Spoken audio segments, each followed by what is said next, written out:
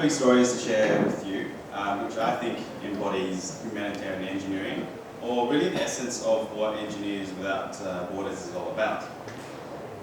The first story is about a little boy whom I met in Vanuatu, in quite a remote community. And it was a time when I was working for an NGO called Motivation Australia, a wheelchair provision organisation. And this little boy had the brightest eyes which I've seen, especially to gaze at all the foreigners that came to visit him. And he came to the local community organisation to celebrate National Children's Day. And along with his brother as well, but more specifically with other children with disability. Now, he has a severe case of polio, and about 2 years old, he contracted polio due to unsanitary situations in a hospital. And it's the same situation as well for his little brother. His sister, who has quit going to school, is looking after him, said something to me that was quite profound. She told her parents that, look, Mum and Dad, when I grow up, when I get married, I will let my partner know that my siblings are my brothers are my number one bride. And they'll be first, regardless. So she quit school and now looking after them. And for these little boys, they're going to grow up. They're going to get big. But the challenge is in, say, Vanuatu and many other places, there is lack of appropriate assistive technology, a mobility device to assist them in their life and growing up. So they are going to grow big, and then since I've seen them about 4 years ago, they're pretty big now, right now, and having the sister or mum carrying around, that becomes quite challenging. But I'll leave his story, or their stories right here, and tell you a story of another little boy. In the same situation, this little boy, 18 months, contracted polio in the hospital in the poor community in Vietnam. And at the same time, there are many other little boys and little girls who contracted polio as well. They died, and he was quite lucky to survive. But his story changed rapidly. His dad escaped Vietnam on a boat, and somehow managed to skip the processing queue, and he knew an Australian colonel there. And he spotted on TV, on a news report, and accelerated his progress to Australia. So for the boy, he had an opportunity to grow up. He went to mainstream school. He got his first wheelchair that was appropriately fitted. And he had a very supportive family and a supportive community and government as well. He was a very naughty little boy, of course, growing up to mainstream school, just like any other boys, getting into a lot of mischief. And in high school, one of his first ventures into social entrepreneurship was taking his brother's cigarettes and selling it to other students. Because he thought, it's doing my brother, it's doing his brother a good deed, and also making money at the same time. By this time, you probably know that second little boy is me. So I managed to make it all the way to high school, to university, and studied engineering. And at this point, I stumbled upon an organisation called Engineers Without Borders.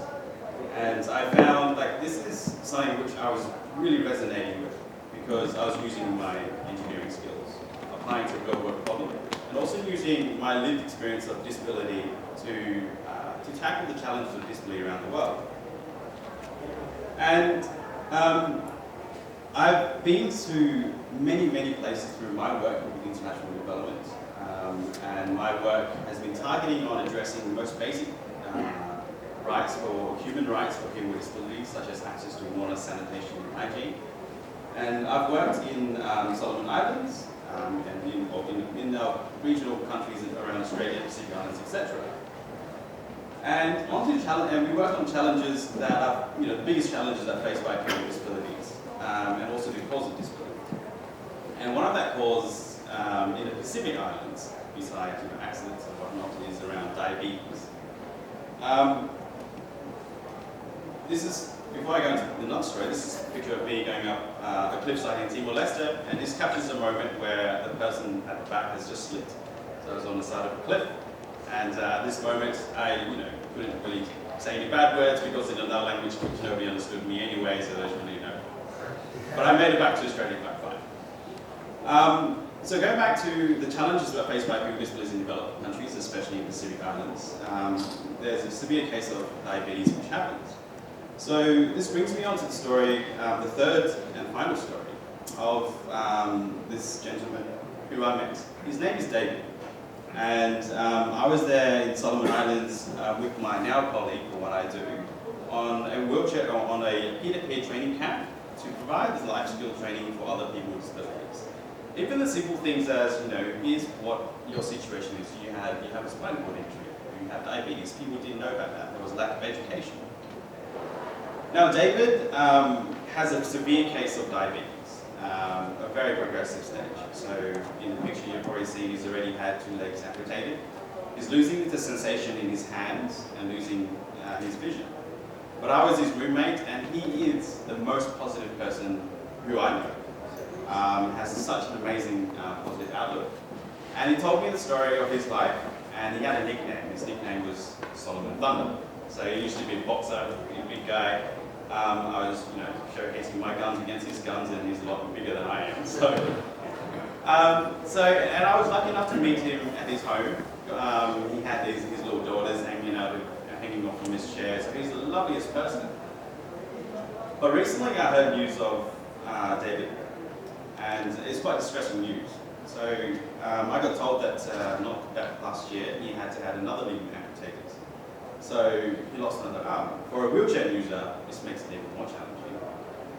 And the reason that he lost his arm because he was sleeping on the floor one night on a rat tube on it. And that's because he had no sensation in his hand. He couldn't tell. So in the Pacific Islands, the only solution, or a few of the solutions which you have, is to cut off the problem. And this is incredibly distressing to me. But it made me reflect on what my work is. And it also made me reflect on the work of Engineers Without Borders, because his story doesn't have to be that way. His story doesn't have to stop there.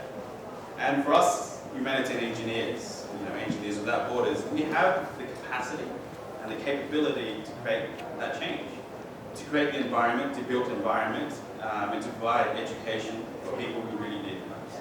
And his case is not unique. There are many people like him around the world. And to bring back the story of the first little boy, his story is not unique as well. And is not just in Pacific Islands, in Asian countries as well.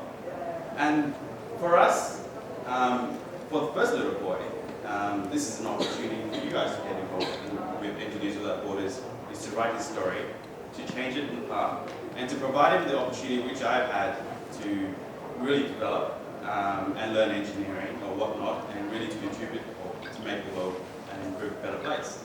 So I'm excited to be here, part of your launch of Engineers Without Borders. Such an amazing initiative, and imagine the impacts that we can do on such stories and more stories around the world for people with disabilities as well. So thank you so much for having me, and thank you for letting me share this stories.